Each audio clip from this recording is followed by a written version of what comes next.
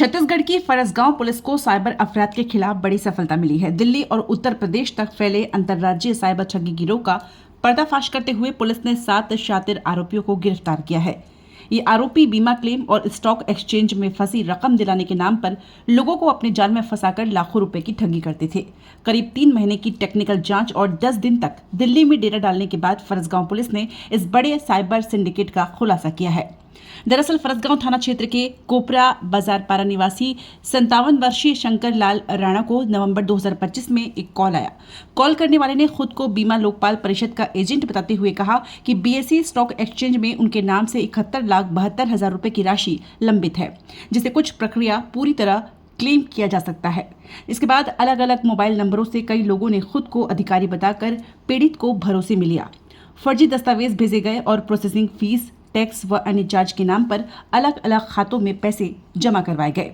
करीब 2.5 महीने में पीड़ित से 29,69,000 रुपए की ठगी कर ली गई।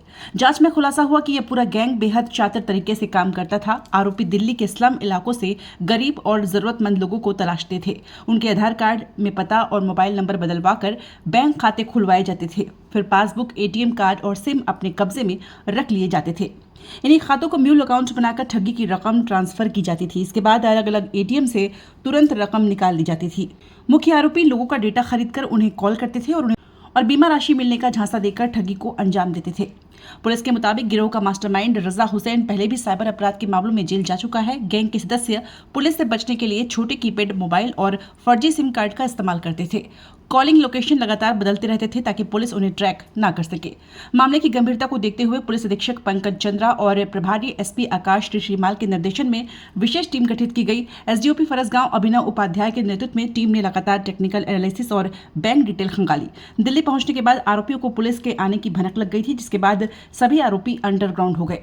लेकिन मोबाइल, सीडीआर, लोकेशन और बैंक डिटेल के आधार पर पुलिस ने दिल्ली, गाजियाबाद और बरेली में दबिश देकर 7 आरोपियों को गिरफ्तार कर लिया।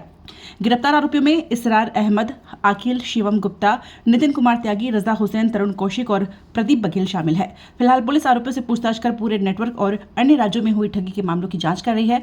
फरसगांव पुलिस की इस कार्रवाई को साइबर अपराध के खिलाफ एक बड़ी सफलता माना जा रहा है। 27/12/2025 को प्रार्थी जो है शंकर लाल राणा ने थाना में आकर शिकायत दिया कि उसके साथ किसी अज्ञात आदमी ने फ़ोन लगाया। अब फ़ोन लगा के बोला कि आपका करीबन 70 लाख रुपए बीएसई स्टॉक एक्सचेंज में फ्रीज्ड है या जमा है, उसको आपको क्लेम करने के लिए कुछ फॉर्मेलिटी की ज़रूरत है। इस आधार पर उन्होंने उसको झांसे में लेकर करीबन 5 अलग अलग नंबरों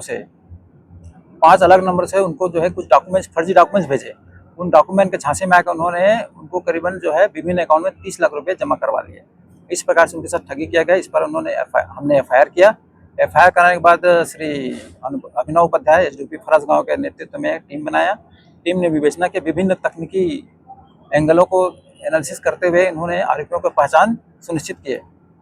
इनके बाद इन्हीं के नेतृत्व में हमने एक टीम भेजा जो दिल्ली, गाजियाबाद गई और करीबन 10 दिन रहकर वहाँ पर इनके द्वारा विभिन्न लोगों से संपर्क करते हुए, टेक्निकल एनालिसिस करते हुए आरोपियों की पहचान की गई और उनको जो है पकड़ के ट्रांजिट रिमांड करके छत्तीसगढ़ लाया और यहाँ पर लाके विधिवत उनके खिलाफ कार्रवाई की जा रही है। बाकी टीम के जो गए थे वो यहाँ मौजूद हैं। आप उनसे भी पूछताछ कर सकते हैं, मतलब पूछ सकते हैं वो आपको, और इनके द्वारा कैसे कैसे कार्य किया गया है, किन किन कठिन परिस्थितियों में कैसे पहचान सुनिश्चित की गई, वो ये बताएंगे।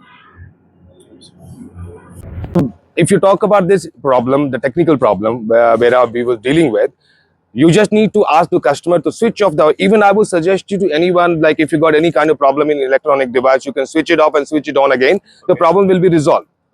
So we'll ask the customer to check the lights and everything. If you got an internet issue, internet. Sir मैं ये अकाउंट किसी अकाउंट होल्डर से खरीदता था एज ए परसेंटेज, ठीक है, और परसेंटेज खरीद के हम उसे परसेंटेज देते। कितना परसेंट देते थे? 100 रुपए मान लो कस्टमर का आया तो आप अपने नीचे वाले को कितना पैसा देते थे? वो अकाउंट होल्डर को कितना पैसा देता था? हम अपने नीचे वाले को 15% देते थे। हाँ। और अकाउंट होल्डर फिर आगे जो है उसके अकॉर्डिंग उसको डिस्ट्रीब्यूट। बताइए। जैसा कि आपको पता है कि पिछले 3 वर्षों में 9,500 करोड़ रुपए से ज्यादा के cyber fraud all India level पे हुए हैं, जिसके तहत भारत सरकार ने I4C की भी स्थापना की है, Indian cyber crime coordination centre 1930 की भी स्थापना की है। तो इन जनरल सभी स्टेट पुलिस का अलग अलग DGIG कॉन्फ्रेंस में भारत सरकार के द्वारा सभी राज्य सरकारों को भी ये बात बताई गई है कि किस प्रकार से हमें अपनी पुलिस को एंटी साइबर रूप में कैसे सुदृढ़ करना है।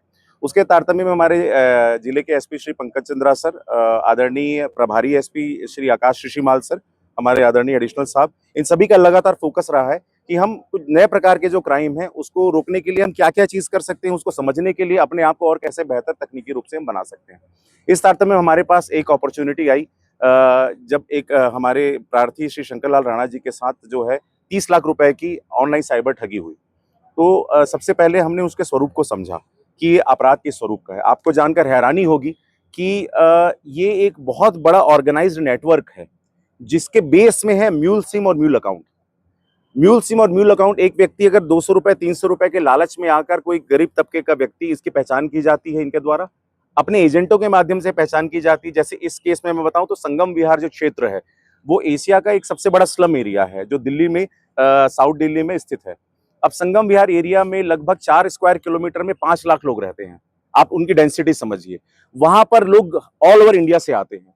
तो उनको इनके जो एजेंट्स हैं उन्होंने पहचान किया कि यहाँ पर हमको ऐसे लोग मिल जाएंगे जिन्हें जो बहुत गलीबल हैं, जो बहुत ज्यादा मतलब इनोसेंट तो नहीं है लेकिन पैसे की जरूरत है और उसकी जरूरत के हिसाब से कॉन्शियसली अनकॉन्शियसली वो अपनी आइडेंटिटी या दैट मींस अपना अकाउंट या सिम को बेच सकते हैं। उसके बाद वो क्या करते हैं, उस एजेंट को जिम्मेदारी देते हैं कि आप वो अकाउंट उससे खुलवाइए। एक और चीज ये है कि इसमें से कुछ आरोपी ऐसे हैं जो हमने इसमें आपको एक बात बताऊं कि इसमें मास्टरमाइंड को ही पकड़ा है, उससे हमको ये बात पता चली। बहुत कम ऐसा होता है कि पुलिस मास्टरमाइंड तक पहुंच पाती है, पर इस बार हमने क्या किया, मास्टरमाइंड को ही पकड़ लिया है। उसने ये बताया कि उसके एजेंट जो हैं वो नीड टू नो बेसिस में काम करते हैं। नीड टू नो बेसिस क्या होता है कि जैसे इसरार अहमद यहाँ पर एक आरोपी है जिसने म्यूल अकाउंट जिसका खुलवाया गया, उसको मैंने आरोपी इसलिए बनाया क्योंकि मल्टीपल म्यूल अकाउंट खुलवाया और वो कॉन्शियसली जानता था कि वो क्या कर रहा है। वो जानता था कि मेरा अकाउंट का इस्तेमाल जो है वो गलत कार्य के लिए होगा और अपने परसेंट लेने के लिए उसने अकाउंट खुलवाया। 1 लाख रुपए में 6,000 रुपए उसको उसका कमीशन मिलता था। मजे की बात यह है कि इसरार से अखलाक नाम के व्यक्ति ने अकाउंट खुलवाया। अखलाक के बारे में ही इसरार जानता है, लेकिन अखलाक के ऊपर नबी है, नबी के ऊपर हमारा मेन आरोपी है, इस बारे में वो नहीं जानता। दैट मीन्स इतने प्रोफेशनल हैं ये लोग, इतने व्यवसायिक तरीके से कार्य करते हैं, क्योंकि 2 बार ऑलरेडी मेन आरोपी जो है वो NIT फरीदाबाद में ऑलरेडी साइबर क्राइम में 2022 और 2021 में जेल जा चुका है, जिसमें ऑलरेडी उसका मामला चल रहा है। तो वो ये बहुत ही प्रो हो चुके हैं अपने कार्य में। ये अपने कार्य में ऐसे हो चुके हैं कि पुलिस से कैसे कैसे बचना है उसके सारे तरीके उनको पता है। दूसरा, बचने के लिए क्या कर रहे हैं कि पहली चीज ये है कि इसरार को ये नहीं पता कि रजा कौन है। रजा मेन आरोपी है जो कॉलिंग कर रहा है, जो पूरे नेटवर्क को चला रहा है, जो सबको उसका कमीशन देता है और कॉलिंग भी करता है। और लेकिन जो इसरार है उसको अखलाक के सिवा किसी का नहीं पता। एक और चीज उसने ये भी बोला एजेंटों को कि आप जिनसे अकाउंट लेंगे उसका प्रॉपर कमीशन समय पे देंगे।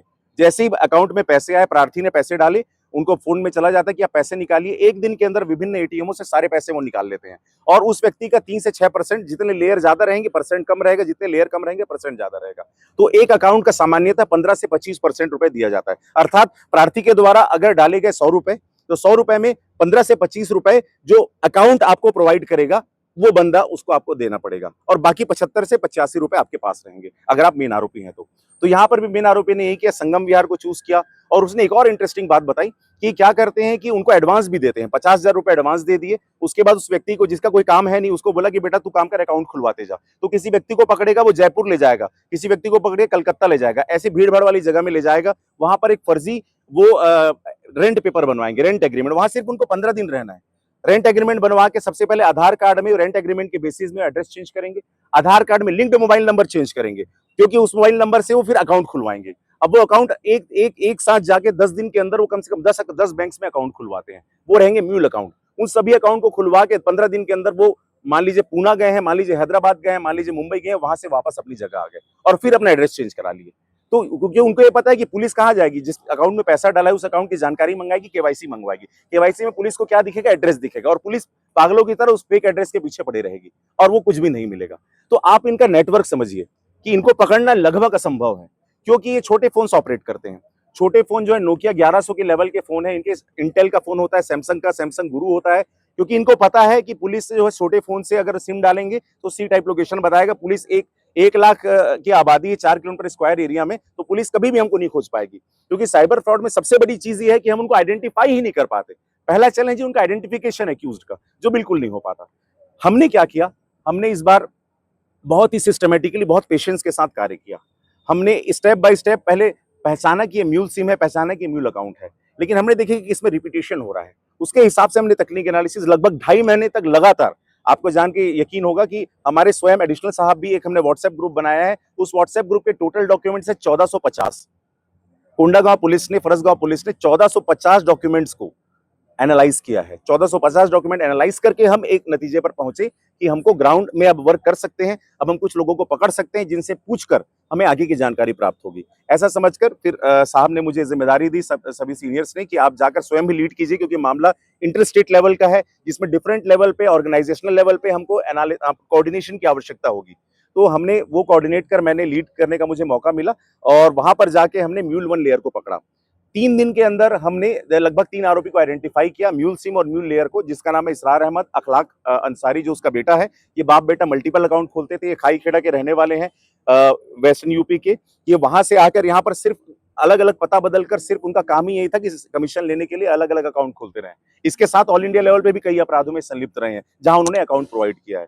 एक बंदा है यहाँ इसमें जो है शिवम गुप्ता, वो म्यूल सिम प्रोवाइड करता था, वो नशे का आदी है, नशे के लिए पैसा लेने के लिए म्यूल सिम प्रोवाइड करता था, वो सिम किसी और को वो दे देता था, बेच देता था 1000-1500 रुपए में, वो भी हमारा आरोपी है। इसके पश्चात आप यकीन मानिए कि हम संगम विहार थाने में थे, हमारी पूरी लोकेशन आरोपियों को आउट हो रही थी। प्रार्थी से मैंने कहा था कि आप आरोपी से लगातार कांटेक्ट रखिए, प्रार्थी को लगातार वो मैसेज करके बोल रहे कि पुलिस वाले आए, ये लोग क्या करके चले गए, 2 दिन में कुछ नहीं कर पाएंगे। आरोपी के द्वारा चैलेंज किया जा रहा था। तो फिर हमने ये समझा कि वहां का उनका लोकल नेटवर्क बहुत स्ट्रांग है, उनको लगातार हमारी लोकेशन आउट हो रही है, तो फिर हमने भी टैक्टफुली अपने आप को ऑफ कर लिया 2 दिन के लिए, लेकिन हम दिल्ली में बने रहे और लगातार हमारी टीम, खासकर साइबर सेल से भी हमारे साथ सब इंस्पेक्टर शशि भूषण पटेल सोरी साहब और हमारे साइबर सेल से अजय और बिज्जू, ये ऐसे लड़के हैं जिन्होंने बोला कि सर हम इन्हें पकड़े बिना नहीं जाएंगे, क्योंकि हम पूरे डिटरमाइंड है कि हमको इनको लेकर ही जाना है। तो फिर हमने आरोपियों के लास्ट 1-1.5 साल के सीडीआर एनालाइज करके एक गलती को खोजी और उस गलती पर कार्य करते हुए स्टेप बाय स्टेप सबसे पहले हमने उत्तर प्रदेश गाजियाबाद से हमने आरोपी नितिन त्यागी को गिरफ्तार किया। इसका आपको बैकग्राउंड बताता हूं। नितिन त्यागी जो आरोपी है, ये ऑलरेडी कॉर्पोरेट में 5 साल कार्य कर चुका है। They are well versed in English language, उनको पूरी मार्केटिंग पता है, उनको सेल्स पता है, उनको काम कैसे करता है ये पता है, उनको डाटा कहां से निकलवाना है ये पता है। तो ये लोग ऑलरेडी ब्रोकर कंपनीज में, इंश्योरेंस कंपनी के लिए काम कर चुके हैं, ये वहां से डाटा भी ले लेते हैं। वहां इनके बंदे हैं जिसको ये बहला फुसलाकर, या जिस कंपनी में ऑलरेडी ये काम कर चुके हैं, वहां का डाटा इनके पास था। वो डाटाबेस में क्या होता